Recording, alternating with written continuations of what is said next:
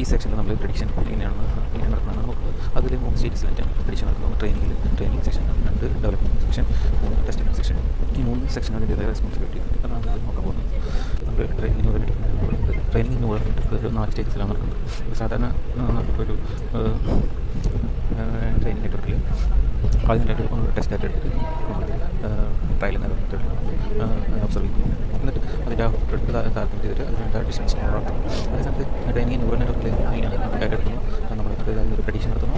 പിന്നെ നമ്മൾ ഈ പ്രഡിക്റ്റ് ചെയ്ത വാല്യൂ പ്രഡിക്റ്റ് ചെയ്ത ഡിസൈഡ് ഔട്ട്പുട്ടും ലഭിച്ച ഔട്ട്പുട്ടായിട്ട് നമുക്ക് കമ്പയർ ചെയ്തിട്ട് നമ്മൾ ഇൻറ്റേർണലായിട്ടുള്ള അഡ്ജസ്റ്റ്മെൻറ്റ് വാല്യൂ ചെയ്തിട്ട് നമ്മൾ കറക്റ്റ് പ്രഡിക്ഷനുമായിട്ട് താരതമ്യം ചെയ്ത് അഡ്ജസ്റ്റ് ചെയ്യും, ഓരോ സമയത്തും അഡ്ജസ്റ്റ് ചെയ്യും. അപ്പോൾ ഇതാണ് ട്രെയിനിങ് ന്യൂറൽ നെറ്റ്വർക്ക് പറയുന്നത്. അത് ഈ ഓവർ ഫിറ്റിംഗ് അണ്ടർ ഫിറ്റിംഗ് എന്നൊക്കെ പറയുന്ന കൺസെപ്റ്റുമായിട്ട് ബന്ധപ്പെട്ടിട്ടാണ് ഇരിക്കുന്നത്. നമ്മളിതിൽ 3 തരത്തിലുള്ള ഡിഫറെൻറ്റ് സബ്സെറ്റുകൾ വെച്ചിട്ടാണ് പഠിക്കുന്നത്. ഡാറ്റ സെറ്റ്സാണ് ഉദ്ദേശിക്കുന്നത്. ഇതിൽ ട്രെയിനിങ് സെറ്റായിട്ടുണ്ട്, വാലിഡേഷൻ സെറ്റായിട്ടുണ്ട്, ടെസ്റ്റിംഗ് സെറ്റായിട്ടുണ്ട്. ഈ ട്രെയിനിങ് സെറ്റ് ഡാറ്റയാണ് നമ്മൾ മോഡൽ ട്രെയിൻ ചെയ്ത് യൂസ് ചെയ്യുന്നത്.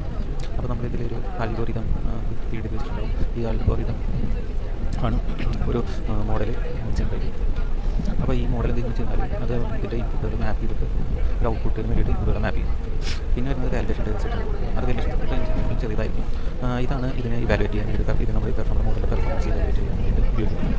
എന്താ പറയുക, ഡിഫറെൻ്റ് ആയിട്ടുള്ള വാലിഡേഷൻ സെറ്റ് ഇവാലുവേറ്റ് ചെയ്യും.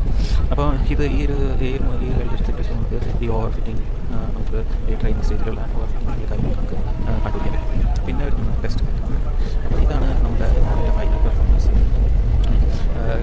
ഹൈപ്പർ പാരാമീറ്റർ പെർഫോമൻസ് കണ്ടുപിടിക്കാൻ പറ്റും ടെസ്റ്റ് സെറ്റ്. പിന്നെ ഈ ടെസ്റ്റ് സെറ്റിംഗാണ് നമുക്ക് ഏകദേശം ഒരു ഐഡിയ കിട്ടുന്നത്.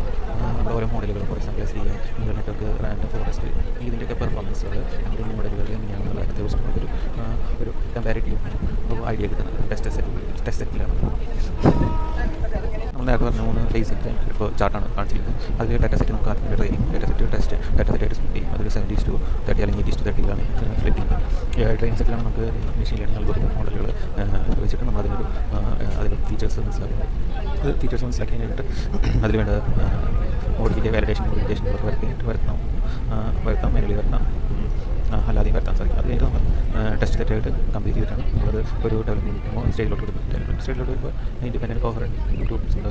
പിന്നെ വാലിഡേഷൻ അൽഗോരിതം വീണ്ടും നടത്താൻ ഉദ്ദേശിച്ചിട്ട് പിന്നെ നമ്മൾ അൽഗോരിതം വേഴ്സസ് കറൻറ്റ് ക്ലിനിക്കൽ പ്രാക്ടീസായിട്ട് കമ്പയർ ചെയ്യും.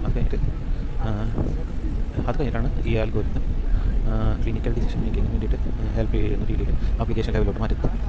നമ്മൾ ഈ സെക്ഷനിൽ 3 തരത്തിലുള്ള മോഡലിറ്റീസാണ് പഠിക്കുന്നത്. അപ്പോൾ നമുക്കൊരു 3 തരത്തിലുള്ള മോഡലുകൾ. ഒന്ന് അണ്ടർ ഫിറ്റിംഗ്, രണ്ടാമത് ഗുഡ് ഫിറ്റ്, റോബസ്റ്റ്, മൂന്നാമത്തെ ഓവർ ഫിറ്റിംഗ്. റോബസ്റ്റൊക്കെ ചാർട്ട് അതിൽ നമ്മളൊരു ബൈനറി ക്ലാസിഫിക്കേഷനാണ് ചെയ്തിരിക്കുന്നത്. ഒരു ലൈൻ ഇത് കറക്റ്റായിട്ട് അല്ല നമുക്ക് മനസ്സിലാവും. അതേ സമയത്ത് ഏറ്റവും അവസാനത്തെ ഗ്രാഫ് എടുക്കുന്നത് അത് റിഗ്രഷൻ മോഡലാണ്. അപ്പോൾ റിഗ്രഷൻ മോഡലൊക്കെ എന്താ പറയുക, കൃത്യമായിട്ട് ഒരു റിഗ്രഷൻ മോഡൽ അതാണ് കൂടുതൽ ആക്യുറേറ്റ്. പിന്നെ ഇതിൽ രണ്ടാമത്തെ ഗ്രാഫ് എടുക്കുന്നത് അതൊരു റിഗ്രഷൻ മോഡലാണ്. പക്ഷേ ഇതിൽ വ്യത്യാസം എന്താ വെച്ച് കഴിഞ്ഞാൽ ഇതിലൊരു ഡാറ്റ കറക്റ്റായിട്ട് നമുക്ക് ക്ലാസിഫൈ ചെയ്തിട്ടുണ്ട്. അപ്പോൾ അതിനർത്ഥം എന്താണെന്ന് വെച്ച് കഴിഞ്ഞാൽ നമ്മളിപ്പോൾ ഈ അണ്ടർ ഫിറ്റിംഗ് ഡാറ്റയാണെങ്കിൽ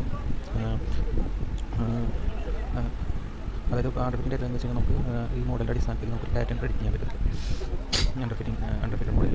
അതേ സമയത്ത് ഓവർ ഫിറ്റിംഗ് മോഡലാണെങ്കിൽ ഒരുപാട് നോയ്സ് എഫക്റ്റ് ചെയ്യും, അതിൻ്റെ ആക്യുറസിനെ എഫക്റ്റ് ചെയ്യും. അപ്പോൾ ഏത് ഒരു അൺസീൻ ഡാറ്റ വരുമ്പോൾ ഏതായിരിക്കും കറക്റ്റ് ആയിരിക്കണം നമുക്ക് പ്രെഡിക്റ്റ് ചെയ്യാൻ വളരെ ബുദ്ധിമുട്ടായിരിക്കും. അപ്പോൾ ഈ കറക്റ്റ് മോഡലുകൾ ചൂസ് ചെയ്യുന്നത് ഈ ന്യൂറൽ നെറ്റ്വർക്ക് മോഡലുകൾ വളരെ ഇമ്പോർട്ടൻ്റ് ആണ്. അപ്രോക്സിമേഷൻ എന്ന് വെച്ച് കഴിഞ്ഞാൽ നമുക്കൊരു മോഡൽ ലെഫ്റ്റ് സൈഡിലെ ഗ്രാഫ് എന്താണെന്ന് വെച്ച് കഴിഞ്ഞാൽ ഒരു അണ്ടർ ഫിറ്റിംഗ് മോഡലാണ്. സിമ്പിളായിട്ടുള്ളതാണ്. പക്ഷേ റൈറ്റ് സൈഡിലെ ഗ്രാഫ് ഒരു ഓവർ ഫിറ്റിംഗ് വളരെ കോംപ്ലക്സ് ആണ്. അപ്പോൾ വളരെ കോംപ്ലക്സ് ആയിട്ടുള്ള നെറ്റ്വർക്ക് എത്രത്തോളം ലേബലുകളുണ്ട് നമുക്ക് അറിയില്ല. ലേബലുകൾ കൂടുതൽ വളരെ കോംപ്ലക്സ് ആവും, ടൈം കൺസ്യൂം വരും. അപ്പോൾ നമുക്ക് ഇതിൽ ട്രൂ റിലേഷൻ നമ്മൾ നോക്കുകയെന്ന് വെച്ച് കഴിഞ്ഞാൽ വൈ എന്നത് ഔട്ട്പുട്ടാണ്, FX എന്നുള്ളത് ഇൻപുട്ടാണ്.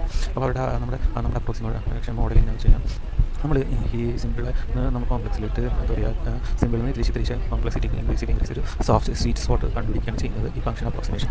അപ്പോൾ ഇതൊക്കെ നമ്മൾ മെഷീൻ ലേണിങ്ങിൽ ഡീറ്റെയിൽ ആയിട്ട് ഉണ്ട്, മെഷീൻ ലേണിംഗ് ചാപ്റ്ററിൽ. അപ്പോൾ നമ്മൾ ഈ സെക്ഷനിൽ നമ്മൾ ഡാറ്റ സെറ്റുകൾ പിന്നെ അതിങ്ങനെ സ്പ്ലിറ്റ് ചെയ്ത് പഠിച്ചു. പിന്നെ ട്രെയിനിങ് ടെസ്റ്റിംഗ് അതിൻ്റെ ഡിഫറെൻറ്റ് മോഡലുകൾ എന്താണെന്ന് പഠിച്ചു. ഇതൊക്കെയാണ് ഈ സെക്ഷനിൽ നമ്മൾ